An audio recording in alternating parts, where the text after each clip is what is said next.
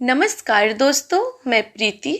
स्वागत है आपका मेरा YouTube चैनल पौराणिक कथाएं एक भारतीय संस्कृति में।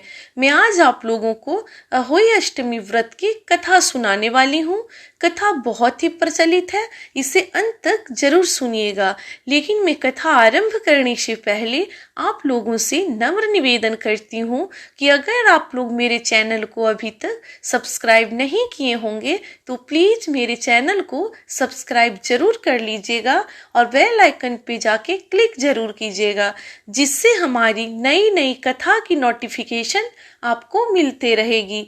धन्यवाद। अब मैं कथा को आरंभ करती हूँ। किसी नगर में एक साहूकार रहता था। उसके 7 पुत्र थे। एक दिन साहूकार की पत्नी खदान से मिट्टी खोदकर लाने के लिए गई। ज्यों ही उसने मिट्टी खोदने के लिए कुदाल चलाई, त्यों ही मिट्टी में रह रहे स्याऊ के बच्चे प्रहार से आहत होकर मृत हो गए। जब साहूकार की पत्नी ने कुदाल को रक्त रंजित देखा तो उसे बच्चों के मर जाने का अत्यधिक दुख हुआ, परंतु जो कुछ होना था वह हो चुका था।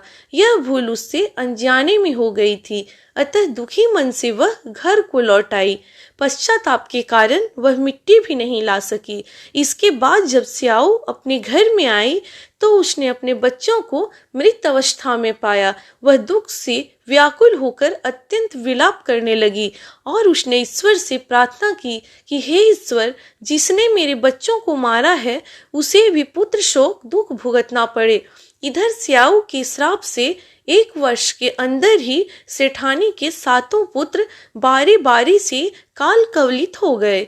इस प्रकार की दुखद घटना होते देखकर सेठ सेठानी अत्यंत शोकाकुल हो उठे। उन दंपतियों ने किसी तीर्थ स्थान में जाकर अपने प्राणों का विसर्जन कर देने का मन में संकल्प कर लिया। मन में ऐसा निश्चय कर सेठ सेठानी घर से पैदल ही तीर्थ स्थान की ओर चल पड़े। उन लोगों को मार्ग में खाने पीने की भी कोई सुधि न रही।